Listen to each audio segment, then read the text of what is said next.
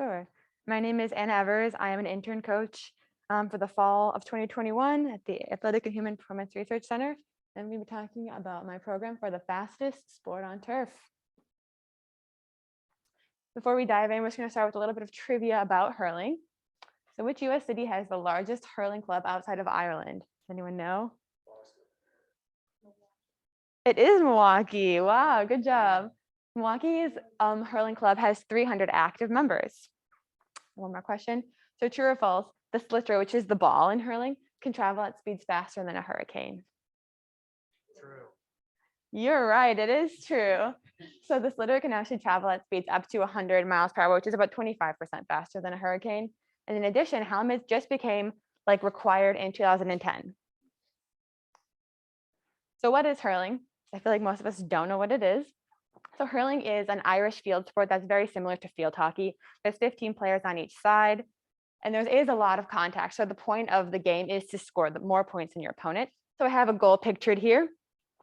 There is a goalie blocking the goal. If you get the slitter into the goal, that's 3 points. If you get it between the two uprights, that's 1 point. And then I have pictured here the equipment. The hurley is the stick, and as I mentioned, the slitter is the ball, and you use the hurley to hit the slitter, and you can also throw it to your teammates. And I want to talk a little bit about what the season for hurling looks like. So we're going to start off with our off season, which is going to be about 8 weeks long. Then we have our preseason, which is also going to be 8 weeks long. Now the sport specific preseason, like on the field, may be a little bit shorter than this, but I decided that that wasn't enough time to develop power and strength the way that I wanted. So I decided my weight room preseason was going to be 8 weeks. And then what makes hurling so unique is that the in season is actually about 8 months long. It's 28 weeks long. Now, of course, they're not competing every day or every week, but it's still a very long time to be in condition to compete.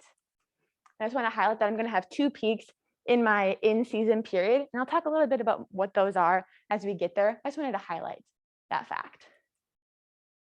And then kind of what will guide us through the rest of this presentation. So we're going to start off, like I said, with our off season, move into preseason, in season, and we're going to end talking about those 2 peaks. So some of the highlights of my off-season program is you're going to notice that I pair pressing exercises with 2 separate pulling exercises.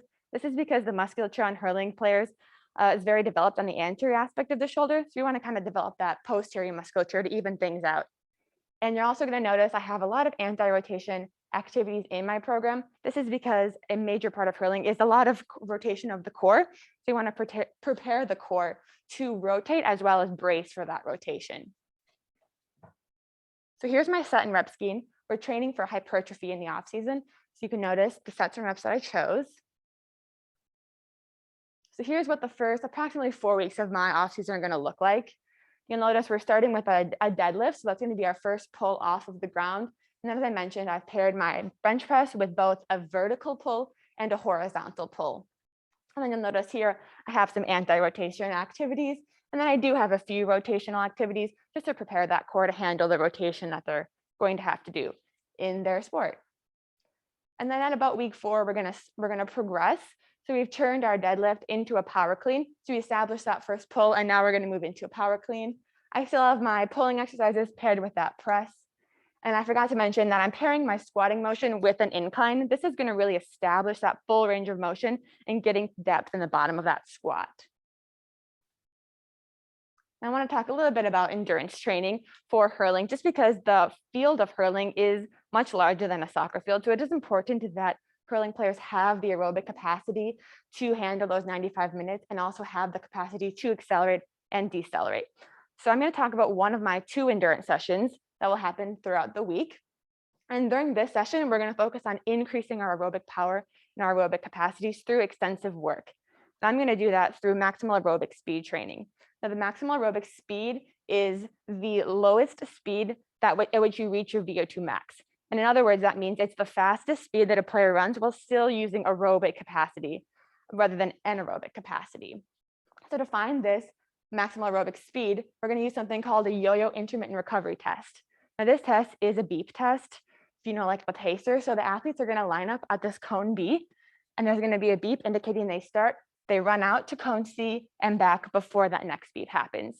Now, each level of the test, like each set of beeps, is associated with a level of the test.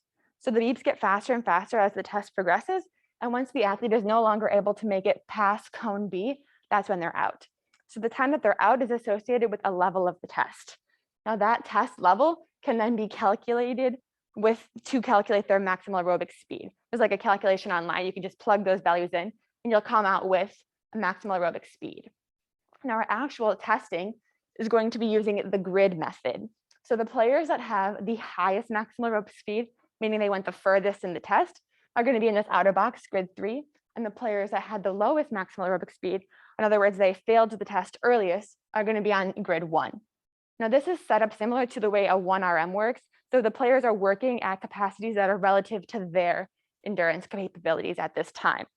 So the way the test works is the player starts on the long aspect of the rectangle. They have 15 seconds to complete that long side, as well as 15 seconds to complete an additional 15 seconds to complete the shorter side.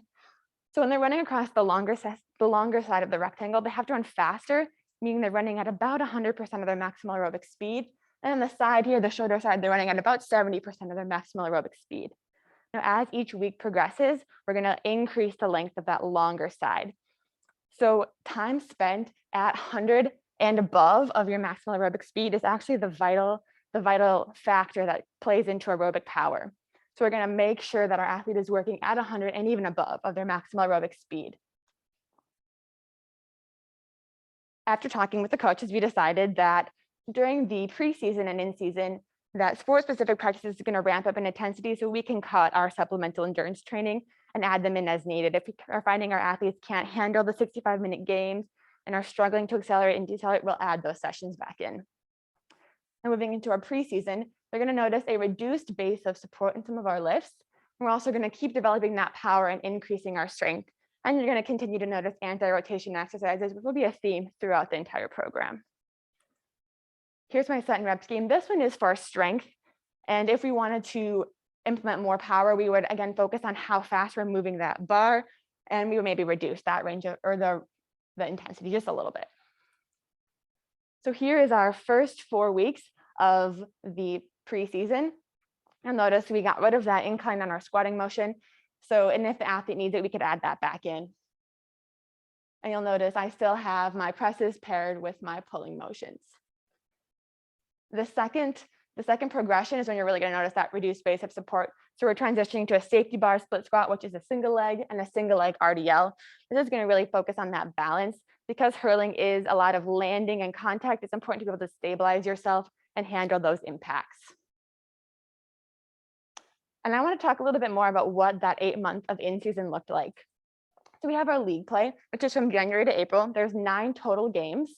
There's some games of round robin, a quarterfinal, a semifinal, and then a final at the end. And after that, they move into their championship play, which is from May to July. It's 7 games. It's a similar style with the round robin, quarterfinal, semifinal, and final. And then you'll notice these 2 games are the 2 championship games of both the league play and the championship play. We have a potential for 16 total games. And as I mentioned before, we're going to be peaking for these 2 championship games. Now you'll notice in my in-season, I'm reducing range of motion to really limit any soreness that they could feel. I'm going to increase sport-specific movements as well. So here's on a no-game week. So we're focusing still on a lot of power with our depth jumps and absorbing those impacts. You'll notice my squatting motion is changed to a box squat, which is going to limit the depth of that squat and once again limit soreness. And I still kept in my hang clean and jerk motion because I think that muscle coordination and power is still exceedingly important in my in-season. So I want to keep that motion in here. And then you'll notice I kept in some of those anti-rotation motions as well. On a game week then, I have 1 day that's really dedicated to in the weight room. And on this, I wanted to focus on fast concentric with no eccentric. So that's where the short sled sprint and the deadlift and drop will come in. So I have a quick concentric motion and then no eccentric to once again limit that soreness. And then the second day in the weight room is going to be more what the athlete needs. Do they need some stretching? Do they need a break? Do they need another session? So that's going to kind of be a variable day depending on how the team is progressing. I'm going to talk a little bit also about how I'm going to assess how my athletes are doing in the in-season because it's so long. I think it's important to kind of gauge how your team is doing. I'm going to do that with reactive strength index testing. So reactive strength index is a representation of how ready the central nervous system is to handle load. So if I am getting my athletes that have really poor reactive strength index scores I have to ask myself, is it A, because they're overtrained? Is the load too much and they can't handle that load? Or on the opposite side of the spectrum, are they underprepared to handle that load? So I need to work them a little bit more so that their nervous system is primed and ready to handle the game load. And then here's a representation of what some of my testing may look like. And then as I peak for those 2 games, the method I'm going to follow is a period of tapering for about 3 weeks. And then 14 days out from my peaking event, I'm going to have a heavy squat day. We're pushing intensities of 100, 105% of that 1 RM, but we're going to have really low sets and reps. 10 days out, I'm going to have a heavy power clean. Same thing, really high intensities, low reps. 7 days out, heavy bench press. And the week before my peaking, I'm going to have a light and fast week. This will be my final nervous system prime. That means we're going to lower our intensities, but then increase that sets and reps. And I also just wanted to talk about how during the peaking, we're really going to be priming that athlete holistically. So we want to focus and make sure that they have their nutrition is in peak, they're mentally and emotionally ready to handle this load. Now that since a lot of the hurling athletes are amateur athletes, this means that they have families and jobs outside of hurling. So we want to make sure that everything going on in that life is also at its peak readiness to be able to compete in these championships events.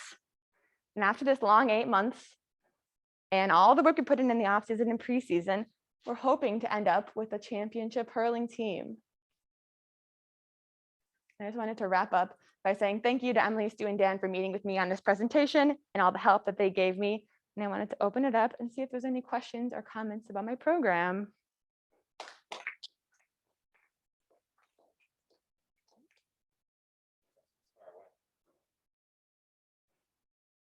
Yeah. So in Hurling, as far as like defining the contact of it, are they like allowed to like tackle and check each other? Yeah. So then, would you consider any sort of like neck training for like injury prevention, concussion prevention? Yeah, absolutely. And some of the most common injuries are first hamstring and then obviously the head injuries. So yes, absolutely. Training that head and neck, I think would be really important to have in that contact. Yeah. I think it's a great concept. They're incorporating some RSI training or weekly readiness or something within an 8-month in season. That's a really substantial amount of time. What are your thoughts on, let's say someone does come in a certain week at a certain time with a poor RSI test? What do you think is the best way to combat that? Yeah, so I think you need to have a conversation with them. Are they falling into that overtrained or undertrained category? Like, do they think that their load is too much? Do we need to decrease that? Or are they feeling underprepared to handle it? So would we increase that? And then I think those days that I had like as a blank day in the in season, I could use those days to maybe focus on more specifically what the athletes needs. If some of them are feeling really overtrained, maybe we do more mobility things for them. If some of them are feeling undertrained, we would supplement with additional strength training for them.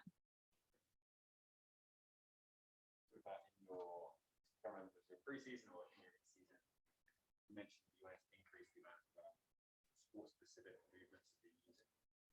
If you think about non-sport specific movements or general movements, and you think about sport-specific movements, how do you delineate those two? Like, what is sport-specific?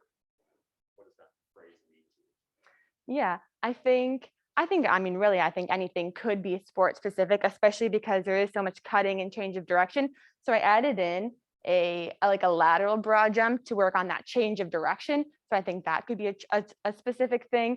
And then also with those short sled sprints, really focusing on that acceleration and things like that. I think those could be sport specific, but I think really since there is so much landing and anything, I think could be sport specific, but just kind of focusing on those things that maybe specifically that they need to do, like change of direction, or maybe we'd even do some training like on the ground, getting up and catching a ball or hitting a ball, because after that contact where they fall down, you have to be able to get up quickly and take their hurley and be ready for the action again.